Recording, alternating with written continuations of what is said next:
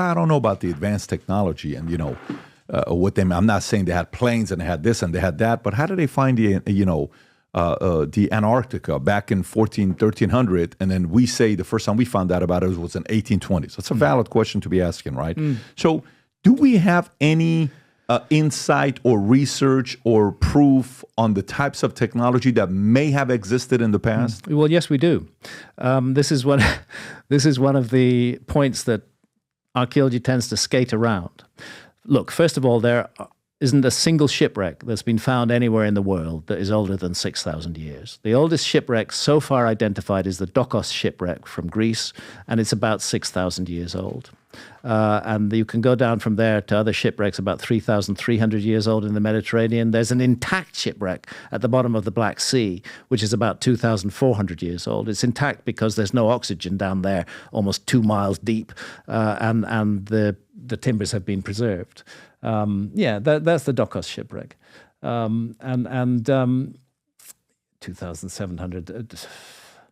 It's a bit older than that, in my view. But anyway, that's the oldest known shipwreck in the world.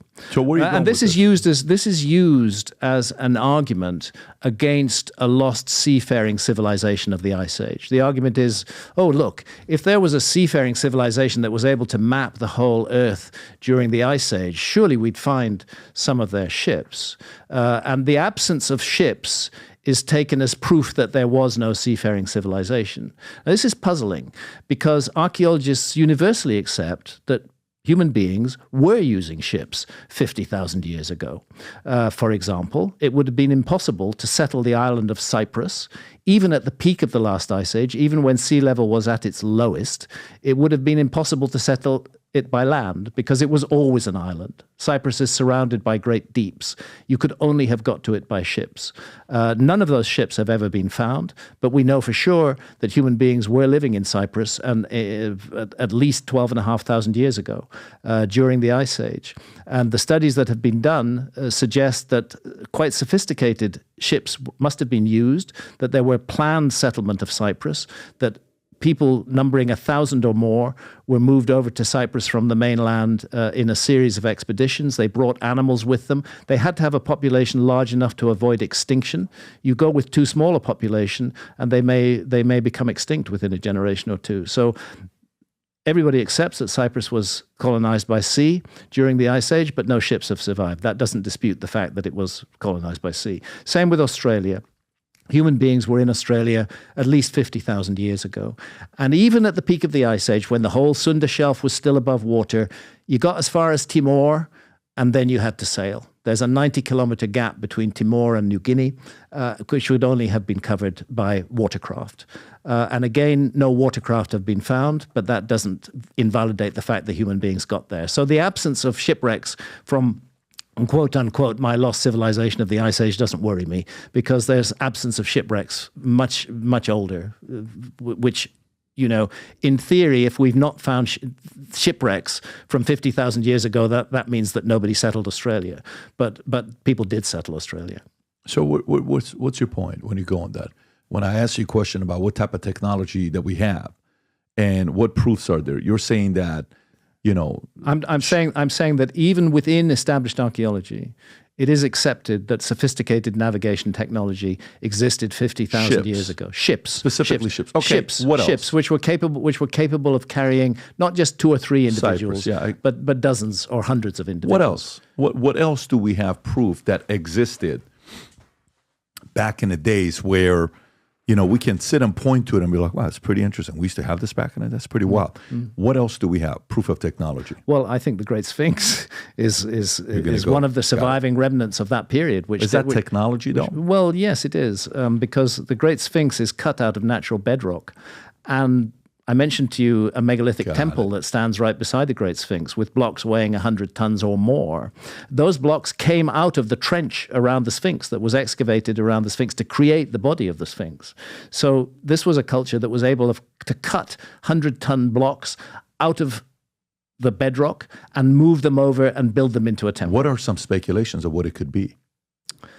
Well, again, this is a subject that mainstream establishment archaeology avoids. as to how this was all done, and they keep going back to the wet sand and the sledges and the teams of men, and some people will even say slaves were involved in moving the blocks, although there's no evidence of slavery in the Old Kingdom in ancient Egypt, by the way. There's no really good explanation for it in establishment Egyptology. In ancient Egypt, in ancient Egyptian myth and tradition, which are mirrored by many myths and traditions around the world, and this is where I get myself into a lot of trouble with archaeologists. There are traditions of priests singing blocks, singing megaliths into place, huge blocks of stone being raised up into the sky by priests chanting. And I just wonder whether that's some faint memory passed down over the millennia of some kind of sonic technology that may have been used to lift blocks. But that's purely a speculation on my part. I have no proof of that whatsoever, but I don't think Egyptologists have got any proof either of how some of these things were done. What's the movie? There was a movie that showed the types of technology that may have existed years ago, and then there was an explosion or a meteor that hit, and then boom, we started all over again. Mm-hmm. Do you at all subscribe that being a possibility? Well, that's precisely the possibility that I think we're looking at. I think that there was a higher level of technology, particularly in shipbuilding, than is supposed to have existed. Navigation, exploration of the world, longitude, precise astronomy that is not supposed to have been discovered until the time of the Greeks, say 2,000 or 2,300 years ago, but which was present during the Ice Age. Yeah, because when you see some of the stuff that we're building today, and how advanced we are right now, and it seems like the last 4 years, the acceleration of advancement is just out of control. Out of control. It's really, really rapid acceleration. Does that concern you or no? No, because it's the nature of human culture. Human cultures can stay stagnant for centuries, and then they can suddenly leap forward. And we're looking at one of those sudden leaps forward in our time. I mean, even within my own living and working memory, when I started out as a journalist in the 1970s, there were no computers. I was typing on a little portable typewriter, and when I made mistakes, I would use a thing called Tipex to paint out what I'd typed and type over it again. And you had a carbon copy at the back, and it was very slow and laborious. And if you wanted to gather detailed academic information, you're going to have to definitely go to a library and access that information there. But within those years, since the 1970s, that's all changed. Now we have incredible access to resources of information through the internet. And as a writer, I find the word processing technology incredibly useful. I first got onto it about 1982. That's when I got my first computer. And it was like just an amazing liberation. I don't have to Tipex out anything else. If I don't like that word, I can just remove it and replace it with another one. It made the writing process much less physical and much more and much more visceral. You just get right into what you want to say, and if you want to change it, it's so easy to change it. That's a change in our lifetime. Look at the whole thing of artificial intelligence that's happening right now. We are going through an inflection point in the human story, and the question is, will we survive it or not? I'm less worried about the technologies like AI than I am worried about the well-known technology of nuclear weapons. That technology worries me a lot because the fact of the matter is that we are living at a point of so much hostility and so much hatred and so much anger in the world that it is not impossible that nuclear missiles will be fired, perhaps even within our lifetime. And why does that happen? That happens because the leaders of the world, the governments of the world, they all have the psychology of 14-year-old teenage males. But why do you say that? Because they're just constantly engaged in warfare and anger and ego contests with one another. They are not, their level of consciousness is not mature enough to have the ability to control weapons that could destroy the whole of civilization in a single day. We have put in the hands of these naughty teenagers the weapons of gods. And that is a very dangerous place to be. We need an elevation of consciousness amongst our leaders in order to make the world a safer place. And perhaps the first thing that would happen with that elevation of consciousness would be less hostility, less fury, less anger, and an elimination entirely of nuclear weapons. Nobody has nuclear weapons because they want to attack other people.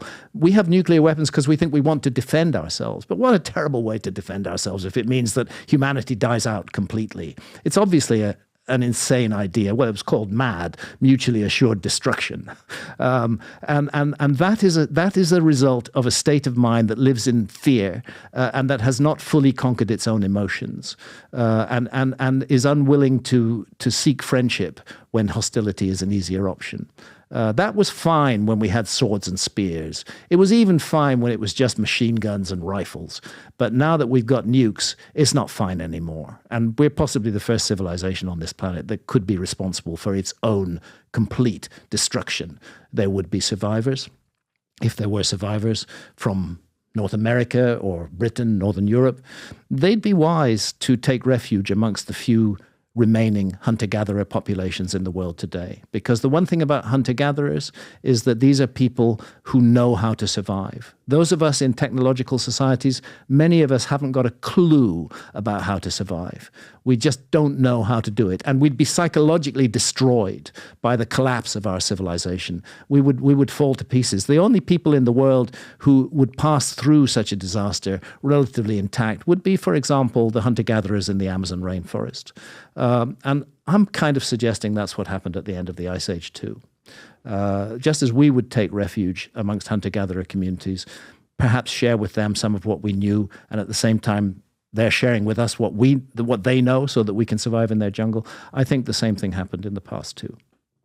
You're going to think I'm crazy when I tell you this, but the last 13 and a half years, I've been working on my first fiction book to write, ever. Fiction book to write. And while I finished this book, a year ago, I got the strangest phone call about one of the characters in the book where the guy wanted to meet with me and he read the book. And afterwards is like, wait a minute, am I the villain in the book? This is a story about a character named Asher, who is half Armenian, half Assyrian, whose father was involved in the Iranian Revolution, linked to Savak, working with the Shah, that they escape and he gets recruited to a secret society. When you go to the secret society, it's been around for a couple thousand years. They've developed some of the craziest leaders of all time. And they test you. There's unique tests that they have at this society where they test to see your emotional mental toughness. One of the tests that they have is very rigorous. It's purely mental. Of course, there's a physical one, but one is mental and emotional. If you're Armenian, if you're Syrian, if you're Persian, this is a book you're going to be reading and saying, holy moly, this is the kind of stuff you talk about in here? Yes. If you're somebody that's fascinated by history,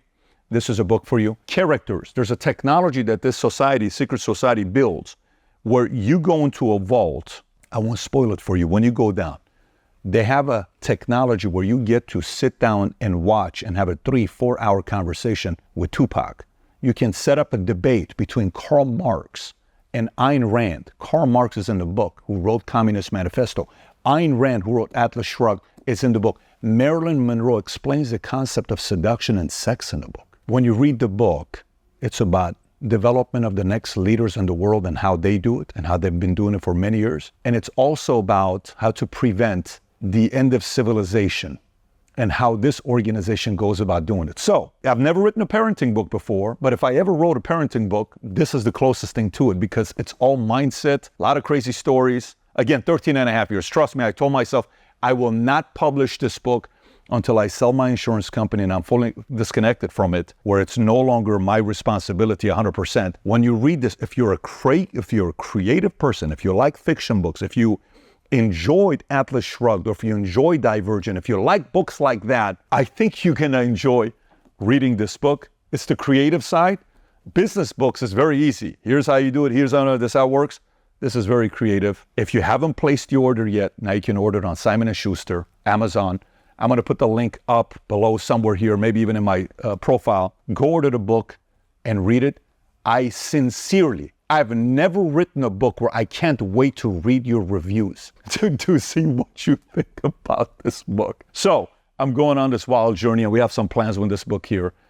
If you support the things that I work on, I would appreciate you going to reading the book, order the book on Amazon, and then post a review. So if you like this clip and you want to watch another one, click right here. And if you want to watch the entire podcast, click right here.